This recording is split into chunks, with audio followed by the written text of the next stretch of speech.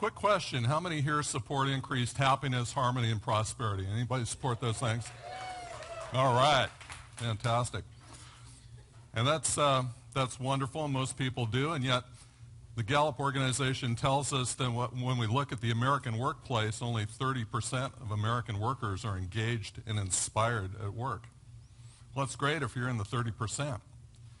What if you're in the 70% that are disengaged and uninspired at work? Gallup goes on to tell us that 20% of American workers are actively disengaged, and they link this active disengagement to bosses and managers. In fact, the CEO of Gallup says that these employees have bosses from hell that make them miserable, cause them to roam the hallways spreading discontent. Not a very pretty picture. And the costs of this active disengagement are staggering. Gallup estimates that the costs of active disengagement are $450 to $550 billion a year in lost productivity. Well, is there a solution to this management purgatory that we find ourselves in? Perhaps. We should start by asking a few key questions. First, if people know how to do their jobs, why do they need a boss?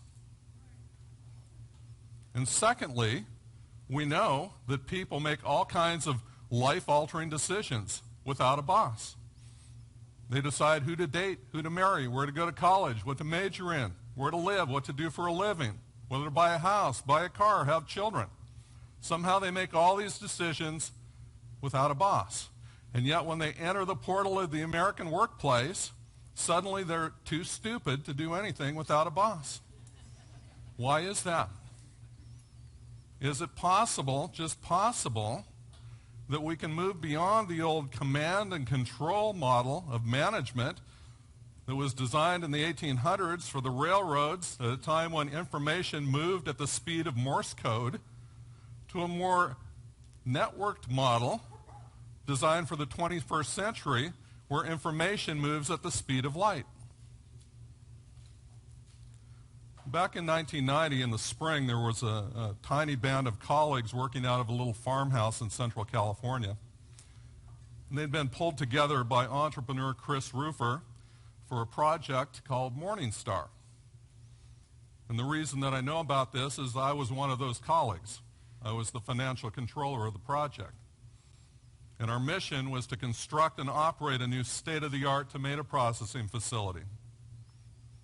And this farmhouse was a buzzing beehive of activity. We had stakeholders coming through every day, customers, suppliers, contractors, job applicants, bankers, lawyers, attorneys. And they were all vitally interested in the success of this new venture. And one day Chris came in and said, I'd like to call a colleague meeting and talk about how to organize this thing. I have some ideas I'd like to share about that. So we said, sure. And we met together as a group, about 24 colleagues with him that night in a dusty construction trailer on the job site. And he said, I'd really like to organize this without any human bosses. I'd like the boss of this enterprise to be the company mission statement. This struck us as radical. None of us had grown up or been experienced in an organization like this before. All of our jobs had been hierarchies. Many of us came from the military. We were curious to learn more. He said, I'd like to organize this enterprise about two key principles. Number one, human beings should not use force or coercion against other human beings. When you think about that principle, it's really the foundation of all law everywhere in the world. Every law against assault and battery and theft and burglary and rape and kidnapping and murder is predicated on the idea that people should not use force against other people. And he said the second principle is that people should honor the commitments they make to others. And when you think about that principle, it's also the foundation of law, especially civil law. After all, what is contract law if it's not about honoring commitments to others? And we recognize that these human principles are kind of like physical principles, like gravity. If I choose to respect the principle of gravity, I will not step off a tall building and suffer dire consequences. And to the degree we respect and honor these principles of human interaction, As a group, we should experience more what? Happiness, harmony, and prosperity. And so at the end of the evening, we all looked at each other and said, well, we can't think of any reason not to adopt these principles. Let's go. And to the best of my knowledge, that moment marked the birth of organizational self-management, at least at the scale of a large manufacturing enterprise. We had lots of work to do. This was March of 1990. We had tomatoes coming up out of the ground. We had vital equipment arriving on ocean cargo freighters from Italy. We had hundreds of contractors on the job site working day and night, fabricating, welding, constructing. We had people to hire. And finally, on July 16, 1990, the first loads of tomatoes rolled through the gate. We turned on the equipment, and we produced 90 million pounds of tomato paste for the world market and changed the course of an entire industry. And we did it all without a single human boss. The company went on to grow. We added another factory and then another factory. We extended operations up and down the supply chain toward customers and warehouses and toward the farm in terms of harvesting and transplanting and farming. We grew to hundreds of year-round employees, thousands of seasonal employees. We became the largest tomato processor in the world. And I believe everyone in this room and everyone in North America has eaten our product because it goes into everything you can think of, from ketchup to salsa, steak sauce, barbecue sauce, pizza sauce, spaghetti sauce, and myriad other products. And we did it all without a single human boss. In 2008, we formed the Morningstar Self-Management Institute to promote the ideas and philosophies and practices of self-management. In December of 2011, the Harvard Business Review published an article by Gary Hamel about Morningstar, in which he said at the core of Morningstar's eccentric yet effective management model is a simple idea: freedom. I can personally attest to the exhilaration I felt as I experienced that freedom. I was able to travel all across America and all around the world and get involved in marketing and sales and production issues, things I could never have touched in any other company as a financial controller. It was exhilarating. There are some corollaries to this idea of self-management that are kind of interesting. First of all, no one can be fired. There's no command authority. No one can walk up to another colleague and say, we are terminating your employment. Similarly, no one can direct the activities of others. No one can go up to a colleague and say, stop doing X and start doing Y. There's simply no command authority. Leadership is earned through trust, communication, and respect. It's not conveyed by title. There are no titles. Not everyone thrives in self-management. People that like to give orders do not thrive in this environment because no one has to listen to them. People that lack initiative tend to struggle in this environment as well, because self-management requires active communication on the part of transmitters and receivers of information, and communication requires initiative. Some companies try to get out of this management purgatory by developing empowerment programs. We don't really talk about empowerment in self-management. Empowerment implies that one person with power is lending their power to a subordinate who has less power. The problem with this scenario is that what is loaned can be repossessed. People in self-management have all the power they need from day one to acquire resources, build relationships, and do their best work. Self-management is beyond empowerment. Self-management is power itself. Other companies try to get out of management purgatory by trying to address work-life balance. And we don't really talk about work-life balance in self-management, because work is just part of life. Everyone I've ever worked with, to the best of my knowledge, has been alive. What we do in self-management is we make work enjoyable by keeping scorecards and turning work into a game.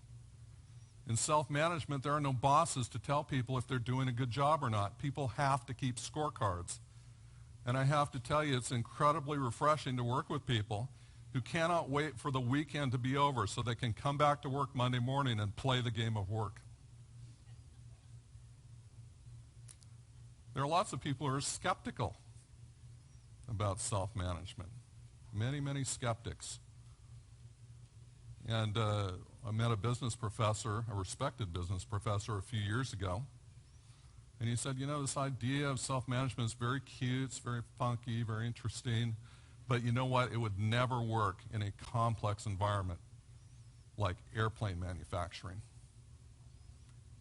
And I thought to myself, are you kidding me? The colleagues I work with deal with enzyme kinetics, plant genetics, cell biology, meteorology, thermodynamics, global currency exchange, dozens of other disciplines I can barely pronounce. I think we do a lot more than smash tomatoes. I think we're pretty complex.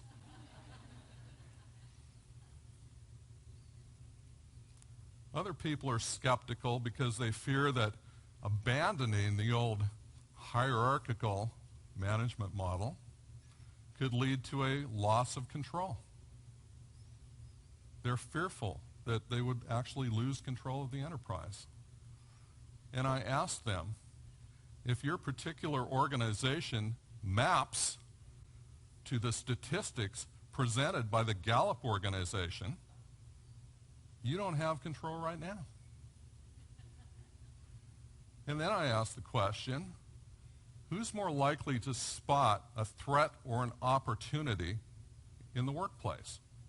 A manager who wanders through a work area 3 or 4 times a day, or a colleague who is stationed there continuously throughout an entire shift?